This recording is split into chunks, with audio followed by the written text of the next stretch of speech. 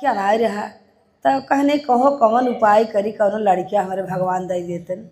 तो कहन कौन उपाय करवा। कहीं रानी कहन के बतावा कौन उपाय करी। कहीं कुछ मनौती कहन इसी चर्चा करवाइए है।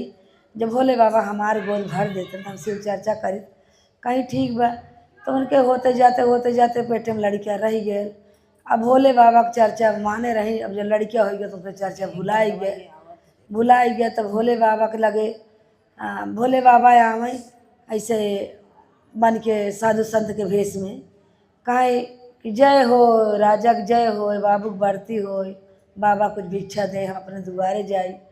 तो गौरा पार्वती मैया कहानी जब देखा तब काम करी, तबे भोले बाबा तबे साधु बाबा आई जाने ये गलत काम है। हम कपड़ा कचारत है, खाई बनावत है या कुछ करत है, तो हम कैसे शिव चर्चा तुम्हें भीख कैसे दे।